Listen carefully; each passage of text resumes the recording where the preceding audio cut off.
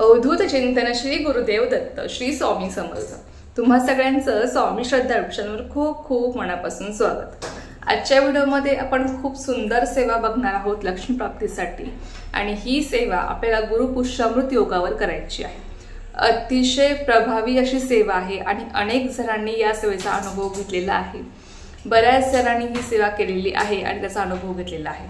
तुम्ही सुद्धा नक्की घ्या आणि ही सेवा आपल्याला फक्त आणि फक्त गुरु पुष्यामृत योगापासूनच सुरू करता येते। इतर वेळेस मध्ये कधीही ही सेवा सुरू करता येत नाही। ही सेवा फक्त आपण गुरु पुष्यामृत योगापासूनच सुरू करू शकतो। आणि आता गुरु पुष्यामृत योग आलेला आहे। येत्या गुरुवारी 18 सप्टेंबरला गुरु पुष्यामृत योग आहे। जेव्हा गुरुवारी पुष्य नक्षत्र येतं तेव्हा गुरु पुष्यामृत योग तयार होत असतो। आणि असं म्हटलं जातं की या योगावर आपण जी कोणती कामे करतो त्या कामामध्ये आपल्याला कधीही अपयश मिळत नाही। जसं की बघा, असं म्हटलं जातं की गुरु पुष्यामृत योगावर जर आपण सोने खरेदी केलं तर ते सोनं कधी आपल्याला मोडावं लागत नाही। तसंच आपण ज्या कोणत्या सेवा करतो किंवा आपण जी कोणती कामे करतो महत्त्वाची, त्या कामामध्ये आपल्याला नक्कीच यश मिळतं। आणि आपण ज्या कोणत्या सेवा करतो त्या सेवेचं फळ सुद्धा आपल्याला तितक्याच पटीने जास्त मिळतं आणि ते आपल्यासोबत चिरकाल टिकून राहतं। म्हणून बघा, लक्ष्मी प्राप्तीसाठी गुरु पुष्यामृत योगावर आपल्याला ही 12 फुलवातींची सेवा करायची आहे। अतिशय सुंदर सेवा आहे, अगदी सोपी आणि अतिशय सुंदर अशी सेवा आहे। फार काही वेळही आपला जात नाही। खूप सुंदर, सोपी आणि अतिशय प्रभावी अशी ही सेवा आहे। तर बघा सेवा कशी करायची आहे। आता 18 सप्टेंबरला आहे गुरु पुष्यामृत योग। जरीही पितृपक्षामध्ये हा योग आलेला असेल तरी सुद्धा लक्षात घ्या, पितृपक्ष काही वाईट नसतो आणि सेवेसाठी कुठलाही असं महिना नाहीये की या ठराविक महिन्यात आपण सेवा करत नाही किंवा सेवा करायची नसते, असं अजिबात नाही। सेवेसाठी सगळे दिवस चांगले असतात आणि गुरु पुष्यामृत योग जरी हा पितृपक्षात आलेला असेल तरी सुद्धा हा गुरु पुष्यामृत योग आहे। तर त्यामुळे तुम्ही नक्कीच ही सेवा करण्याचा प्रयत्न करा। ज्यांना असं वाटतंय की आमच्या डोक्यावर खूप कर्ज वाढलेलं आहे किंवा लक्ष्मी प्राप्तीचा कुठलाही मार्ग सापडत नाही, त्यांनी नक्की ही सेवा करण्याचा प्रयत्न करा। आणि लक्षात घ्या, कुठलीही सेवा करताना किंवा उपाय करताना आपली श्रद्धा असणं खूप जास्त महत्त्वाचं आहे। आपला त्या सेवेवर विश्वास असणं खूप जास्त महत्त्वाचं आहे। आपण ज्या भावनेने ती सेवा करतो ना, त्याच भावनेने आपल्याला फळ मिळत असतं। मग तुम्ही जर मनात शंका ठेवून जर तुम्ही ही सेवा करत असाल तर तुम्हाला सेवेचं फळ सुद्धा तसंच मिळणार आहे। म्हणजे बघा, त्या सेवेचं फळ तुम्हाला पूर्णपणे मिळत नाही। आणि जर तुम्ही पूर्ण विश्वास ठेवून, श्रद्धा ठेवून तुम्ही ती सेवा करणार असाल, नक्कीच तुम्हाला त्या सेवेचं पूर्णपणे फळ मिळत असतं, लक्षात घ्या। तर आता आपण बघूया की ही सेवा कशी करायची आहे। बघा, 18 सप्टेंबरला गुरु पुष्यामृत योग आहे आणि या योगापासून तुम्हाला ही सेवा सुरू करायची आहे। ही सेवा आपली असणार आहे 23 दिवसांची। बघा, तर सेवा कशी करायची आहे, तुम्हाला सुरुवातीचे जे 12 दिवस आहे, ते 12 दिवस तुम्हाला चढत्या क्रमाने फुलवाती जाळायच्या आहे। फुलवाती या तुपात भिजवून तुम्हाला आधी ठेवायचे आहे आणि मग तुम्हाला त्या प्रज्वलित करायच्या आहे देवासमोर बसून, आपल्या देवघरासमोर बसून। आता बघा, फुलवाती नेमकी कशा आणि किती घ्याव्यात। पहिल्या दिवशी, आता 18 सप्टेंबरला पहिला दिवस तुमचा सेवेचा असणार आहे। तुम्ही या सेवेचा संकल्प सुद्धा करू शकता, तुम्ही संकल्पयुक्त सुद्धा तुम्ही ही सेवा करू शकता।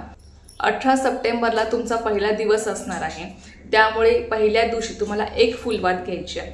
पहिल्या दिवशी 1 फुलवात घ्यायची आहे। दुसऱ्या दिवशी तुम्हाला 2 फुलवाती घ्यायची आहे। तिसऱ्या दिवशी तुम्हाला 3 फुलवाती, चौथ्या दिवशी तुम्हाला 4 फुलवाती, 5व्या दिवशी 5, 6व्या दिवशी 6, 7व्या दिवशी 7, 8व्या दिवशी 8, 9व्या दिवशी 9, 10व्या दिवशी 10 फुलवाती, 11व्या दिवशी 11 फुलवाती आणि 12व्या दिवशी 12 फुलवाती। अशा तुम्हाला चढत्या क्रमाने 12 दिवसांपर्यंत तुम्हाला या फुलवाती घ्यायच्या आहेत आणि तुम्हाला त्या प्रज्वलित करायच्या आहेत। फुलवाती आधी तुपात भिजवून ठेवा। जर तूप शुद्ध गायचं तूप तुमच्याकडे असेल तर अतिशय उत्तम आहे। जर नाही मिळालं, तुम्ही तुमच्या स्वयंपाकघराचे कोण तुम्ही तूप वापरता ते तुम्ही त्यामध्ये घालू शकता। त्यानंतर बघा, आता 12 दिवसांपर्यंत आपण चढत्या क्रमाने फुलवाती जाळल्या। त्यानंतरचे जे काही दिवस आहेत, 12व्या दिवसानंतर म्हणजेच 13व्या दिवशी तुम्हाला 11 फुलवाती घ्यायच्या आहेत। लक्षात घ्या, 12व्या दिवशी आपण 12 फुलवाती जाळल्या, त्यानंतर तुम्हाला उतरत्या क्रमाने फुलवाती जाळायच्या आहेत।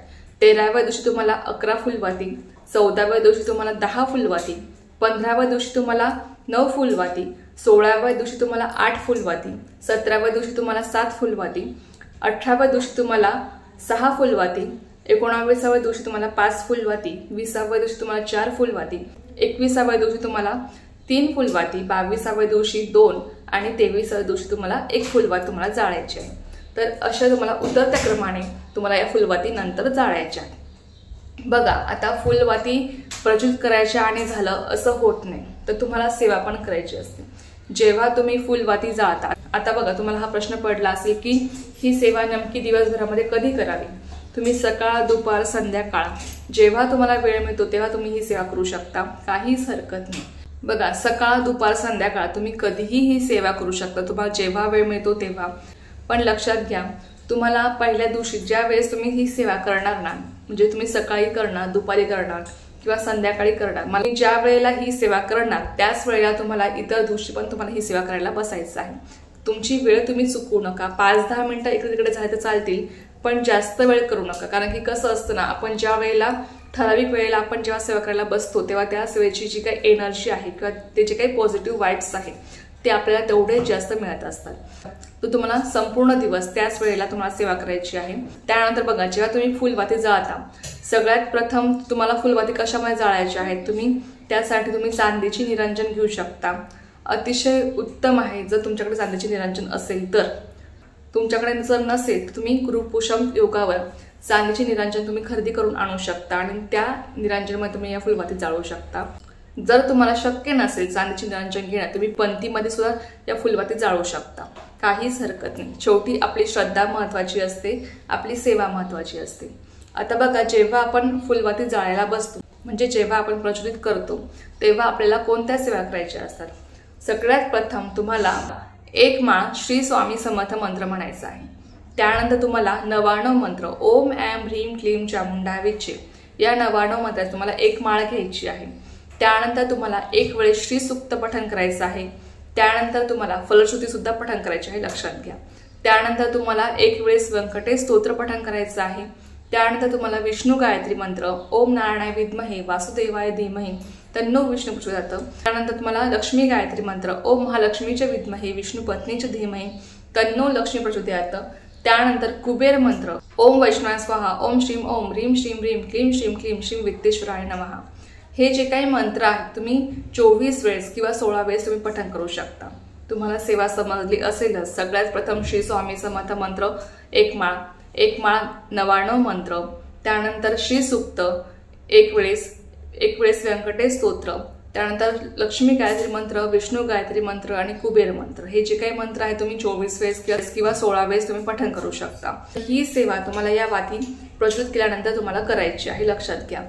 आणि जरी तुमची ही सेवा सुरू असताना वाती पूर्ण जळून झाल्या तरी पण काहीच हरकत नाही, तुम्हाला पुन्हा त्या प्रज्वलित करायची गरज नाहीये। कारण की असं काही नाही की तुम्हाला ही वाती जळेपर्यंतच तुम्हाला ही सेवा तुमची पूर्ण करायची असते, असं अजिबात नाही। जरी वेळ लागला सेवेला तरी सुद्धा लागू द्या, काहीच हरकत नाही। सेवा अगदी मनापासून आणि पूर्ण श्रद्धेने करण्याचा प्रयत्न करा, जेणेकरून तुम्हाला त्या सेवेचं फळ सुद्धा तितक्याच पटीने जास्त मिळणार आहे। अशाप्रकारे तुम्हाला ही सेवा करायची आहे। मध्ये जर तुम्हाला मासिक धर्म आला तर तेवढे दिवस तुम्हाला सोडून द्यायचे आहे आणि पुन्हा 6व्या दिवसापासून तुम्हाला ही सेवा तुमची कंटिन्यू करायची आहे। जर तुम्हाला मध्ये सुतक आलं किंवा विटाळ आला तर तुम्हाला ही सेवा तिथेच सोडून द्यायची आहे।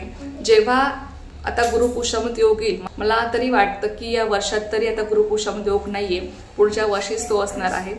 तर जेव्हा आता गुरुपुषमत योग येईल तेव्हा तुम्हाला ही सेवा सुरू करता येईल। तर अशाप्रकारे तुम्हाला ही सेवा करायची आहे। अतिशय प्रभावी आणि सुंदर अशी ही सेवा आहे, नक्की करण्याचा प्रयत्न करा। चला, ही अत्यंत छोटीशी पण खूप महत्त्वाची माहिती होती जी मला तुमच्यासोबत शेअर करायची होती। तर झालेली सेवा मी स्वयंमाचरणी रुजू करते आणि आजचा व्हिडिओ इथेच थांबवते। तुम्हाला ही माहिती आवडली असेल तर व्हिडिओला लाईक, शेअर, सबस्क्राईब करायला विसरू नका। पुन्हा भेटूया अशाच एका नव्या व्हिडिओ सोबत, त्या नव्या विषयासोबत। तोपर्यंत सर्वांना श्री स्वामी समर्थ, जय जय स्वामी समर्थ।